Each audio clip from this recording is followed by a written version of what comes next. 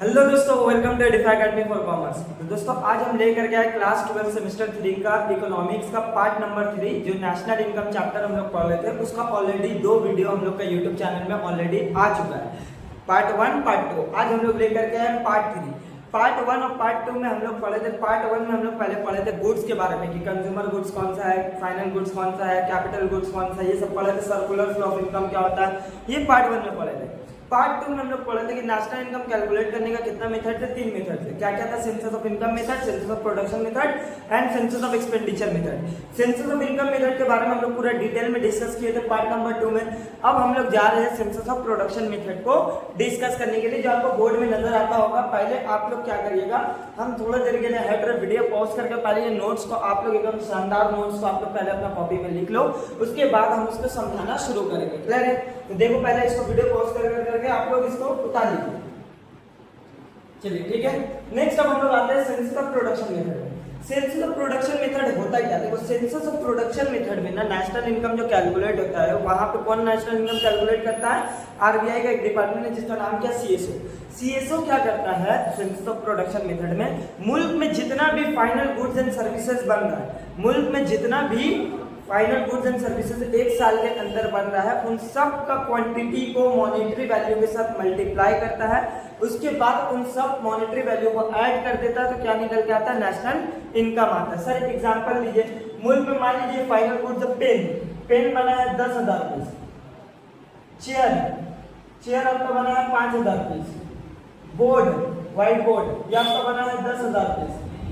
Quantity ऐसे कर करके मुल्क में बहुत सारा फाइनल गुड्स एंड सर्विसेज बना होगा, सबको एक लिस्ट में लिखेगा, उन सब का मॉनेटरी वैल्यू को मल्टीप्लाई कर देगा, उन सब का वैल्यूज को मल्टीप्लाई कर देगा। जैसे एक पेन का दाम है मान लो 5 रुपीज, चेयर का दाम है मान लीजिए 1,000 रुपीज, बोर्ड का दाम है मान लीजिए 2,000 रुपीज।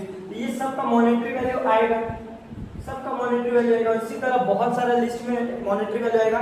लास्ट में इन सब मॉनेटरी वैल्यू को जोड़ देंगे तो हम लोग का क्या निकल के आएगा? नेशनल इनकम निकल के आएगा। यही होता है सेंसस ऑफ प्रोडक्शन मेथड।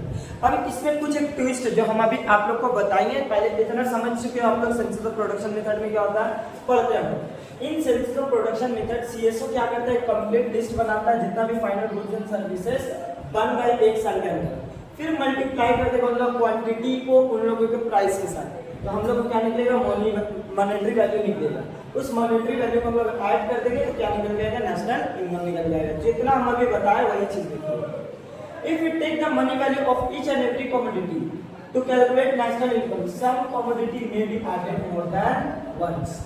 अब देखिए यहाँ पे होता क्या था, जितना भी मुल्क में फाइनल गुड्स एंड सर्विसेज का हम लोग लिस्ट बना रहे हैं, लिस्ट बना के उन लोग का प्राइस से सब मल्टीप्लाई करके जो मॉनेटरी वैल्यू आ रहा है उसको ऐड करने से हम लोग का नेशनल इनकम आता है। लेकिन क्या है यहाँ पे एक गलती हो सकता है? क्या गलती हो सकता है? देखिए जब हम लोग नेशनल इनकम में फाइनल गुड्स एंड सर्विसेज हम लोग कैलकुलेट करें तो उस टाइम में हम लोग को पता करना कि कौन सा फाइनल गुड्स है कौन सा इंटरमीडिएट गुड्स है, ये बहुत डिफिकल्ट टास्क हो जाता है। सर समझे नहीं? जैसे एग्जाम्पल लीजिए आपका कॉटन क्या बनता है? थ्रेड बनता है।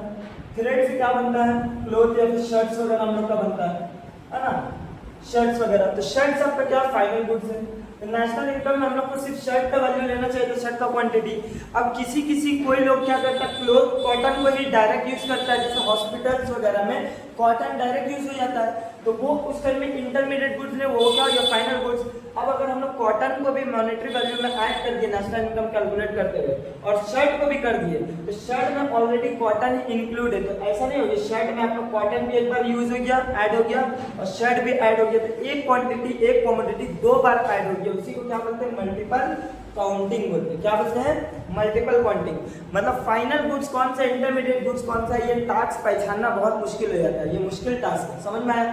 तो बहुत दफा हम लोग क्या करते हैं, फाइनल गुड्स को कैलकुलेट करने के टाइम में हम लोग इंटरमीडिएट भी इसमें इंक्लूड कर देते हैं, उसको मल्टीपल काउंटिंग बोलते हैं, और उसकी वजह से आपका नेशनल इनकम ज्यादा शो करता है, गलत शो करता है। तो उसको बचने के लिए, उससे बचने के लिए सेंसस ऑफ प्रोडक्शन मेथड में 2 मेथड है। एक कौन सा मेथड है? फाइनल प्रोडक्ट मेथड, दूसरा क्या है? Value added method. फिर से हम लोग पढ़ते हैं, if you take the monetary value of each and every commodity to calculate national income, some commodity जो एक बार से ज्यादा ऐड हो जाता है, उसी को मल्टीपल काउंटिंग बोलते हैं। उससे बचने के लिए कितना मेथड हम लोग का? 2 मेथड। क्लियर? अब समझ में आया सेंसस ऑफ प्रोडक्शन मेथड में ये दोनों नाम से क्यों जानते थे? क्लियर है? पहले हम पढ़ते हैं final product method. Final product method में ना यहाँ पर क्या बोला है कि सिर्फ और सिर्फ फाइनल गुड्स को हम लोग नेशनल इनकम में कैलकुलेट करो, इंटरमीडिएट गुड्स को हम लोग क्या करेंगे, इग्नोर कर देंगे। लेकिन बात वही आता है, फिर से भूल कर गए कि हम लोग को पहचानना बहुत डिफिकल्ट रहेगा कि कौन सा फाइनल गुड्स है, कौन सा इंटरमीडिएट गुड्स है। तो फाइनल प्रोडक्ट मेथड सक्षम सही, फाइनल प्रोडक्ट मेथड सही नहीं होता है, ठीक है। इसलिए फाइनल प्रोडक्ट मेथड के आगे हम लोग का क्या है, वैल्यू एडेड मेथड आया है।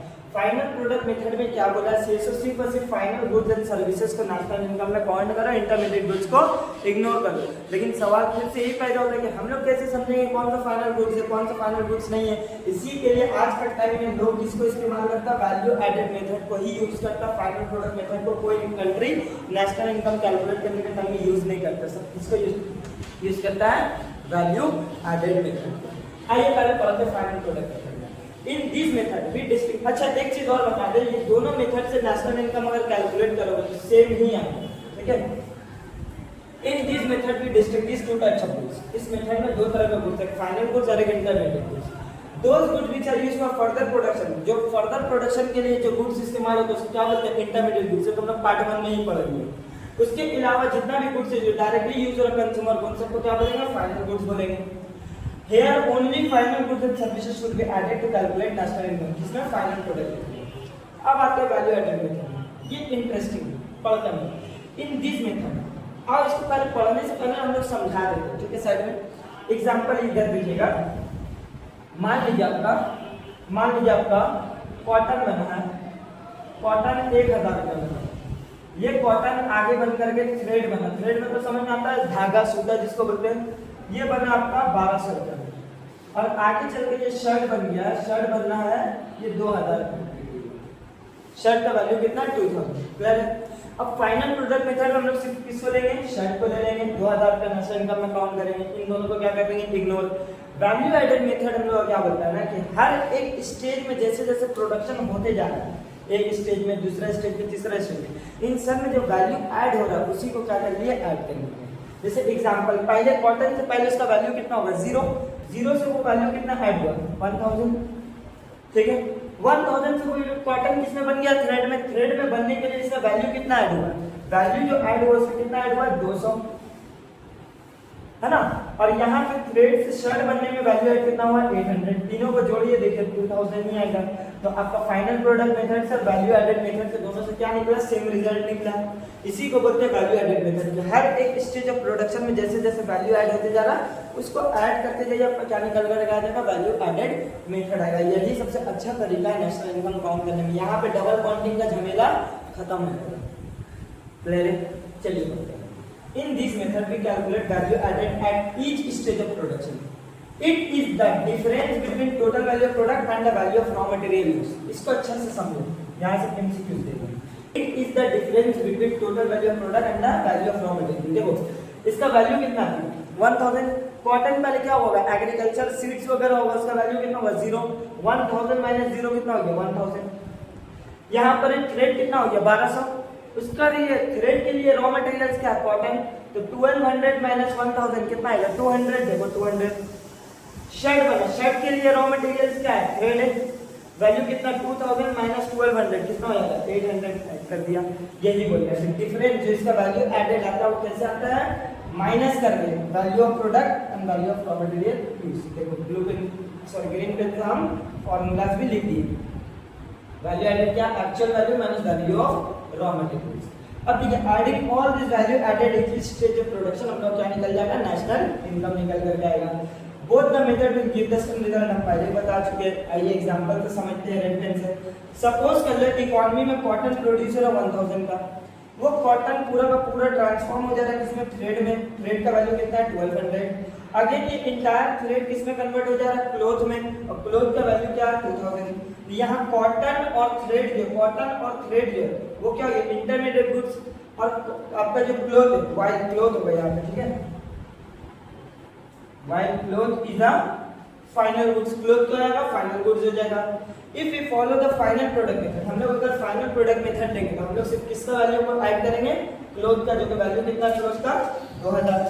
लेकिन again if we follow the value added method, हम लोग पहले कैलकुलेट किसका करेंगे, वैल्यू एडेड हर एक स्टेज ऑफ प्रोडक्शन का।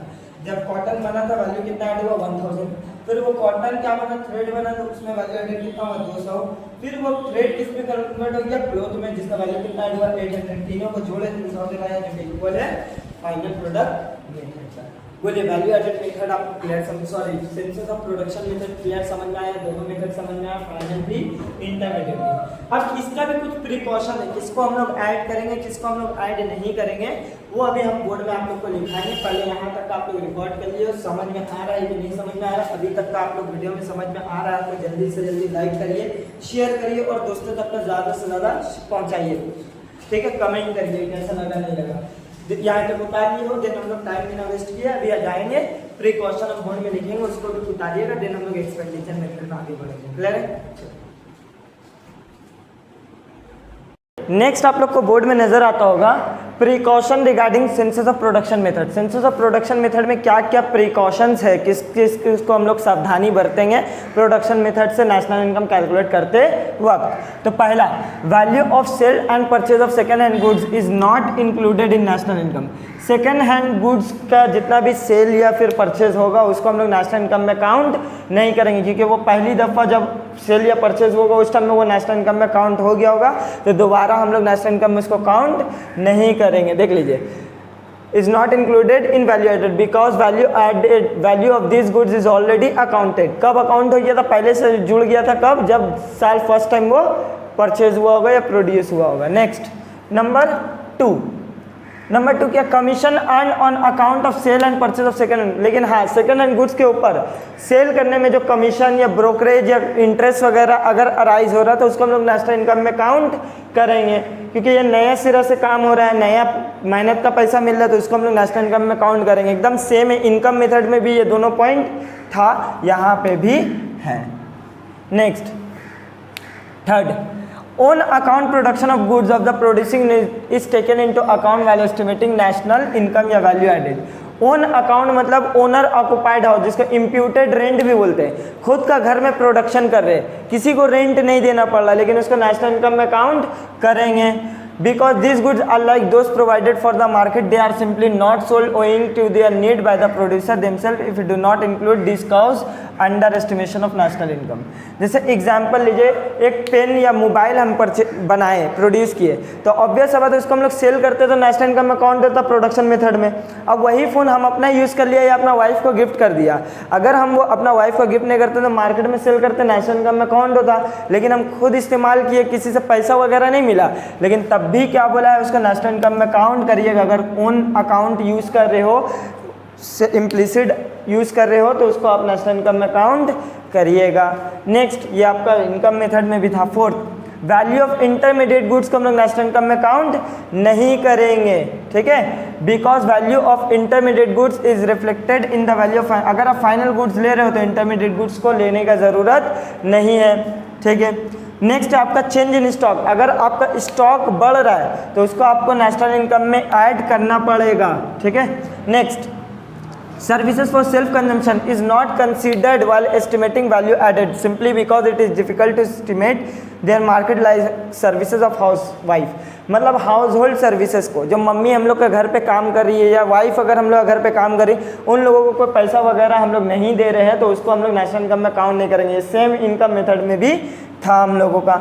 नेक्स्ट आपका all the goods and services produce during the year and sold, जितना भी गुड्स एंड सर्विसेज इस साल बना जो सेल हो गया उसको हम लोग नेशनल इनकम में काउंट करेंगे। Next, all the goods and services produce but not sold in a year, जिसको सेल नहीं किया, अनसोल्ड स्टॉक जिसको बोलते हैं, उसको भी हम लोग नेशनल इनकम में काउंट करेंगे, क्योंकि वो दुकान में है, क्लोजिंग स्टॉक में है। क्लोजिंग स्टॉक में हम लोग बोले तो इसको नेशनल इनकम में काउंट करते हैं, तो यहाँ पर भी इसको करिएगा। नेक्स्ट आपका अनसोल्ड स्टॉक ऑफ प्रीवियस, पिछला साल का आप नेशनल इनकम में काउंट नहीं करोगे, क्यों, क्योंकि वो पिछला साल नेशनल इनकम में काउंट हो चुका है, तो दोबारा हम लोग इस साल हम लोग इसको नेशनल इनकम में काउंट नहीं करेंगे। लास्ट क्या है, पब्लिक सर्विस, डिफेंस वगैरह, पुलिस सर्विस, ये सब हम लोग नेशनल इनकम में काउंट करेंगे, क्योंकि गवर्नमेंट का खर्चा है या गवर्नमेंट का प्रोडक्शन है, उसको हम लोग नेशनल इनकम में काउंट करेंगे। तो ये सब आपका था, किसको हम लोग नेशनल इनकम में काउंट करेंगे, किसको नहीं करेंगे, प्रिकॉशन है, आपको याद करना पड़ेगा। सर इसमें कोई लॉजिक बताइए, कोई लॉजिक नहीं है, जस्ट आपको रीड करना, समझना है, एमसीक्यूज एग्जाम में टिक करना है। क्लियर है? रिकॉर्ड करिए यहाँ तक का। चलिए नेक्स्ट टॉपिक आप लोग को बोर्ड में नजर आता होगा सेंसस ऑफ एक्सपेंडिचर मेथड।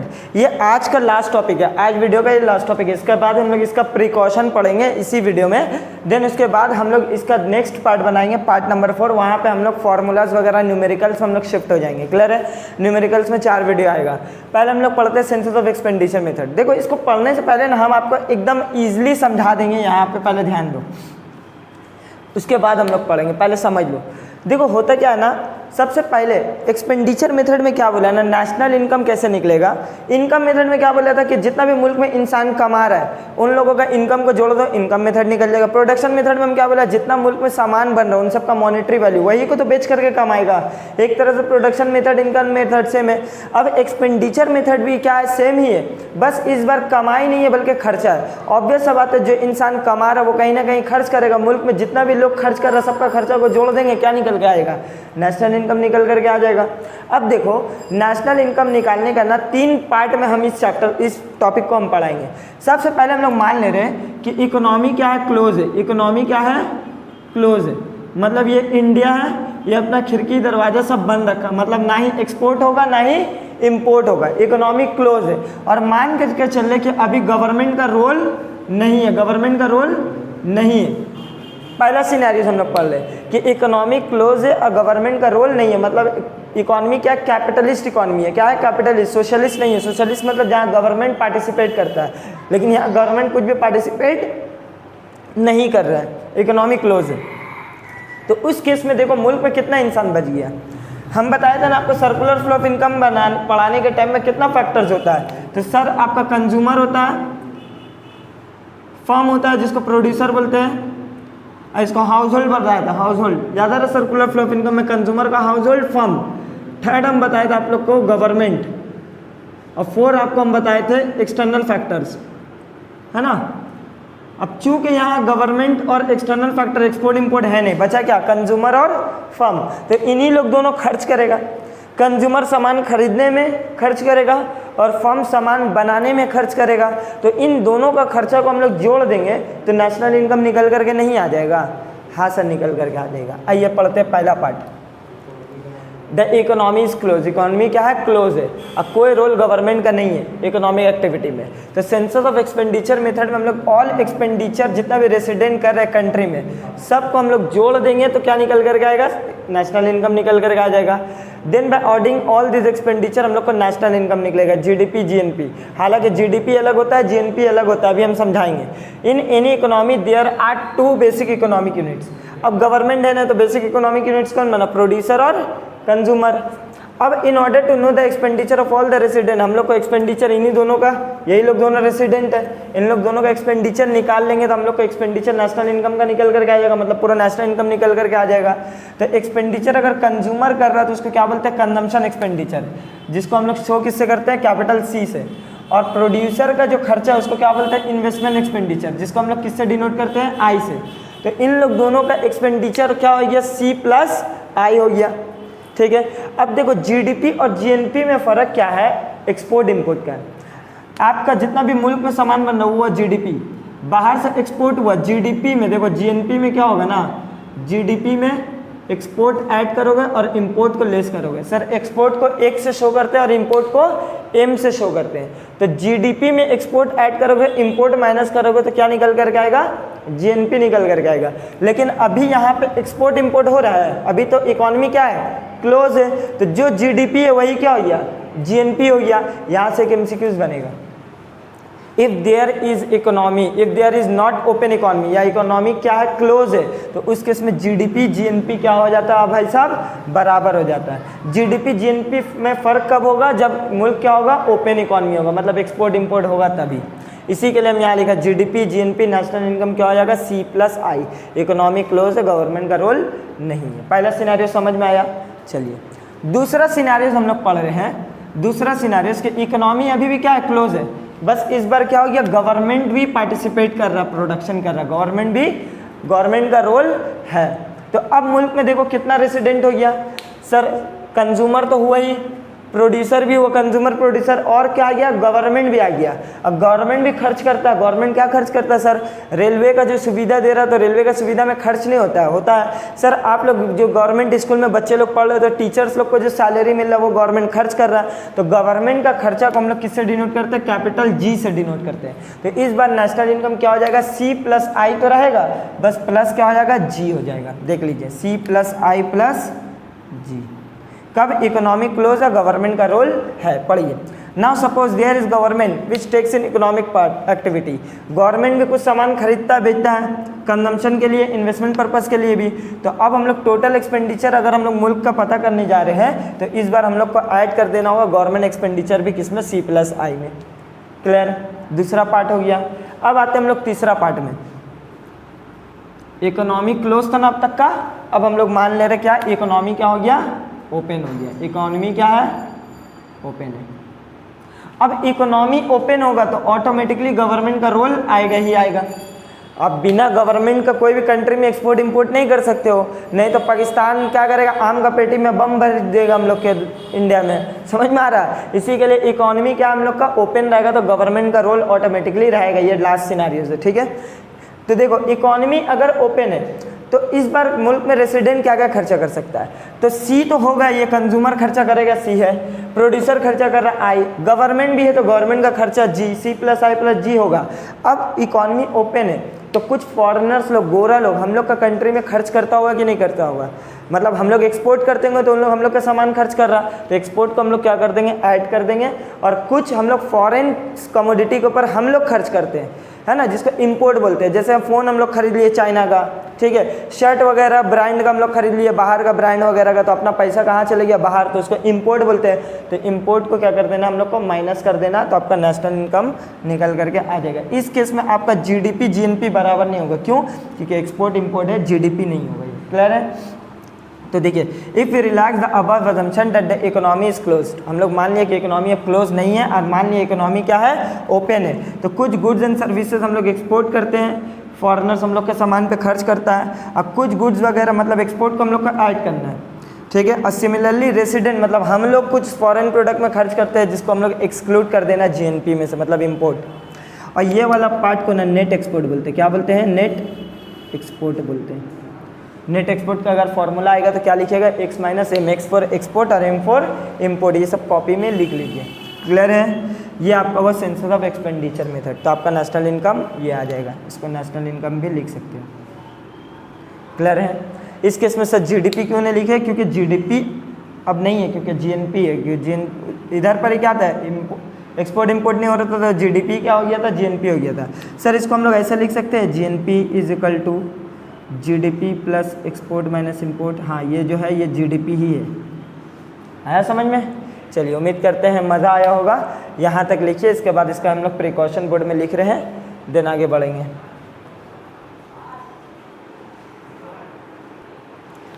चलिए, लास्ट टॉपिक हम लोग का आज का कवर करने के लिए क्या है, precaution of census of expenditure method. क्या क्या प्रिकॉशन है सेंसस ऑफ एक्सपेंडिचर मेथड में। तो पहला क्या है, do not include expenditure on intermediate goods. Intermediate goods को आप नेशनल इनकम में काउंट नहीं करेंगे। सर ये तो इनकम मेथड में भी था, प्रोडक्शन मेथड में था। अरे हाँ भाई, रिपीट कर रहा था, अब हम क्या कर सकते हैं, फिर से एक बार पढ़ लीजिए। Next, include imputed implicit expenditure. अगर खुद के सामान पे खर्च कर रहे हैं तो उसको हम लोग नेशनल इनकम में काउंट करेंगे। समझ में आया। सर खुद का सामान में खर्च कर रहे हैं, एग्जाम्पल मान लीजिए आपका खुद का ज़मीन है, खुद का ज़मीन में आप प्रोडक्शन कर रहे हो, उस पर जो खर्च कर रहे हो, जितना भी इनकम कमा रहे हो उसके ऊपर खर्च कर रहे हो, वो सब भी नेशनल इनकम में काउंट करेंगे। जैसे एग्जाम्पल लो, मान लो आपका ज़मीन नहीं है, आप कोई से ज़मीन रेंट पे लिए, तो ये आपका एक्सपेंडिचर है ना, तो इसको हम लोग नेशनल इनकम में काउंट करेंगे। लेकिन अगर आपका ज़मीन खुद का, तो आप किसी को तो रेंट तो नहीं दे रहे हो, लेकिन सीएसओ बोलता है कि उस हिसाब से जितना आप रेंट सिमिलर लैंड का दे रहे थे, आपका खुद का ज़मीन है, तो वो भी हम लोग एक्सपेंडिचर मान कर हम लोग नेशनल इनकम में ज़बरदस्ती क्या कर देंगे, ऐड कर देंगे। मतलब खुद का सामान अगर आप यूज़ कर रहे हो, ओन ऑक्युपाइड हाउस है या ओन यूज़ है, तो इसको हम लोग नेशनल इनकम में काउंट कर देंगे। सर ये भी तो हम लोग का इनकम मेथड में, यहाँ पे भी है। डू नॉट इंक्लूड एक्सपेंडिचर और ट्रांसफर पेमेंट। ट्रांसफर पेमेंट वगैरह हम लोग नेशनल इनकम में काउंट नहीं करेंगे। गवर्नमेंट जो आप लोग को ट्रांसफर पेमेंट दे रहा है, तो गवर्नमेंट का खर्चा में जी में ऐड कर दे, ट्रांसफर पेमेंट जी नहीं। ठीक है। Next, 4 do not include expenditure on financial assets. Financial assets के ऊपर जितना भी एक्सपेंडिचर हो रहा है उसको भी हम लोग नेशनल इनकम में काउंट नहीं करते। जैसे शेयर, डिवेंचर या कोई प्रॉपर्टी वगैरह खरीद रहे हैं, ये खर्च कर रहे हैं, वो सबको नेशनल इनकम में काउंट नहीं करेंगे। क्यों? जब पहला दफ़ा हम लोग खरीदे होंगे तो उस टाइम में नेशनल इनकम में काउंट हो गया होगा, तो फिर से डबल अगर हम लोग काउंट करेंगे तो आपका मल्टीपल काउंटिंग होगा, नेशनल इनकम ओवर एस्टिमेट दिखाएगा, मतलब ज़्यादा दिखाएगा। लेकिन हाँ, उसके ऊपर अगर कुछ कमीशन या ब्रोकरेज हुआ है अराइज तो इसको हम लोग नेशनल इनकम में काउंट करेंगे, लेकिन फाइनेंशियल एसेट्स के ऊपर एक्सपेंडिचर को हम लोग नेशनल इनकम में काउंट नहीं करेंगे। सर सिमिलर है। Do not include expenditure on second hand goods. Second hand goods के ऊपर भी जितना भी खर्चा हो उसको नेशनल इनकम में काउंट नहीं करेंगे, क्योंकि वो जब पहली दफ़ा खरीदे होंगे तो उस टाइम में हम लोग नेशनल इनकम में काउंट हो गया होगा, इसलिए दोबारा हम लोग नेशनल इनकम में काउंट नहीं करेंगे। फिर आते हैं हम लोग डिफिकल्टीज क्या क्या नेशनल इनकम काउंट करने का। ये इंपॉर्टेंट टॉपिक है, ठीक है। क्या क्या डिफिकल्टीज फेस होता है नेशनल इनकम काउंट करने में। देखो इसके ऊपर तो है नोट्स बड़ा बड़ा करके 2-2 3-3 लाइन का, लेकिन मेन टॉपिक यही है, क्योंकि आप लोग का एग्जाम MCQs में है इसलिए हम यहीं से समझा दे रहे। एक बार सुन लीजिए, एक बार बुक से आप बहुत ज़्यादा होगा तो बुक से एक बार रीड कर लेना, ठीक है। पहला बार्टर सिस्टम। देखो नेशनल इनकम क्या बोला, जितना भी मुल्क में इनकम हो रहा है या खर्च हो रहा है या जितना भी सामान प्रोडक्शन हो रहा है उन सबको नेशनल इनकम में काउंट कर दो, नेशनल इनकम निकल जाएगा। लेकिन बहुत सारा मुल्क में ऐसा सिस्टम होता है, बार्टर सिस्टम के द्वारा एक्सचेंज होता है। जैसे हम तुमको बदले में पेन दिया, तुम हमको बदले में सामान कुछ और दे दिया, मोबाइल दे दिया या कुछ और दे दिया या वॉच दे दिया अपना, तो ये होता है बार्टर सिस्टम। बार्टर सिस्टम मतलब जहाँ मनी का एक्सचेंज नहीं होता बल्कि सामान के बदले सामान एक्सचेंज होता है। अब हम लोग कैसे पता करें उस सामान का वैल्यू कितना है।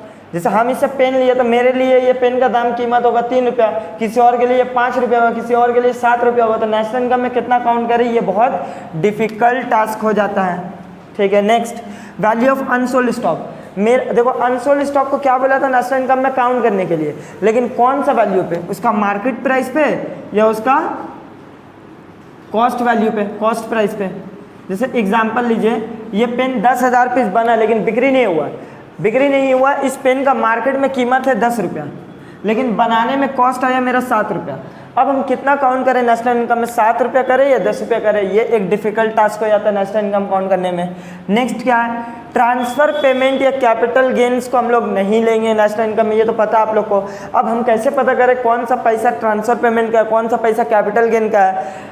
इलीगल मीन से रिश्वत लेकर करके, फिरौती लेकर के, सुपारी लेकर करके, जुआ खेल करके जो भी पैसा कमाया है वो नेशनल इनकम में काउंट करने मना किया गया था, हम लोग पढ़े। अब हमको कैसे पता चलेगा किसका इनकम इलीगल मीन्स का, किसका इनकम वाइट है, किसका इनकम ब्लैक है, तो ये एक डिफिकल्ट टास्क हो जाता है। क्या आप किसी का घर में जाएगा, CSO जाकर के पूछेगा कि आपका इनकम है इतना बड़ा प्रॉपर्टी है, बताइए इसमें से 2 नंबर पैसा कितना है वो बताइए। आदमी बताएगा बाद में, पहले दौड़ाएगा मानने के लिए, है ना। तो यहाँ पे इलीगल मीन से कितना पैसा आपका है वो पहचानना या वो पकड़ना हम लोग का बहुत डिफिकल्ट टास्क हो जाता है। तो ये सब नेशनल इनकम काउंट करने में बहुत डिफिकल्टीज फेस होता है। वैल्यू ऑफ इम्प्यूटेड गुड्स, खुद का गुड सामान अगर इस्तेमाल कर रहे हो, खुद का, जैसे अभी हम बताता ज़मीन, खुद का ज़मीन है, नेशनल इनकम में काउंट करेंगे, लेकिन कौन सा वैल्यू पे। जैसे मान लीजिए रूम में हम पढ़ा रहे, ये रूम का रेंट मार्केट वैल्यू है 7,000 रुपया, किसी के लिए वो 6,000 होगा। अब मेरा खुद का ज़मीन है, खुद का ज़मीन में हम कितना रेंट देंगे नहीं देंगे, वो नेशनल इनकम में कितना होना चाहिए, ये बहुत डिफिकल्ट टास्क हो जाता है। 7 लिखे या 6 लिखे। लास्ट क्या, कंपेयर करना है। देखो अलग अलग कंट्री नेशनल इनकम अलग अलग तरीक़े से बनाता है। कोई सेंसस ऑफ इनकम मेथड से बना रहा है, कोई प्रोडक्शन मेथड से बना रहा है, कोई एक्सपेंडिचर मेथड से बना रहा है, ठीक है। अब कंपेयर करेंगे, मान लो इंडिया चाइना का नेशनल इनकम कंपेयर किया, इंडिया ज़्यादा शो कर रहा है, चाइना कम शो कर रहा है, या फिर इंडिया और पाकिस्तान का हम लोग कंपेयर किए तो पाकिस्तान कम शो कर रहा है, इंडिया ज़्यादा शो कर रहा है, तो क्या ये एग्जैक्ट है। जैसे एग्जाम्पल, तुम लाए हो 12 में 90%, मान लो आपको 1 क्लास का बच्चा भी 90% लाया, क्या हम बोले दोनों सेम टाइप के स्टूडेंट है? ऑब्वियस नहीं, क्योंकि कंपेयर करने के लिए दोनों को एक जैसा होना चाहिए, एक चीज़ में आना चाहिए। तो वैसे ही आप कंपेयर कैसे कर सकते हो, Pakistan census of income method से बनाया national income, India census of production method से बनाया, तो कंपेयर करने में वहाँ पे बहुत डिफ़िकल्टीज देखने को मिलता है। तो ये सब आपका डिफ़िकल्टीज है नेशनल इनकम का, एक बार आप बुक से रीड कर लीजिएगा। यहाँ तक का उम्मीद करते हैं आप लोग को बहुत अच्छा से समझ में आया होगा, एक एक कंसेप्ट हम क्लियर किए हैं आप लोग का। नेक्स्ट आगे हम लोग चलेंगे, इस चैप्टर का मेन टॉपिक जो है वो आपका क्या है, प्रैक्टिकल्स क्वेश्चंस, जहाँ पे फॉर्मूलाज वगैरह आपको हम याद कराएंगे, यहीं पे याद कराएंगे, यहीं पे आपको समझा देंगे। इतना औसम तरीका ट्रिक है आपको याद करने का कि मज़ा आ जाएगा, एक बार में आप लोग को पूरा फॉर्मूला आपका दिमाग में घुसा देंगे, ठीक है। तो यहाँ तक का आपको पसंद आया, मेहनत देख रहे हो आप लोग, ज़्यादा से ज़्यादा अपने दोस्तों तक का शेयर करिए, वीडियो में लाइक करिए, कमेंट करिए, और कुछ अगर गलती हुआ तो उसके लिए माजरत चाहते हैं। चलिए इसी के साथ हम लोग चलते हैं, पढ़ते रहिए, मुस्कुराते रहिए, बाय बाय।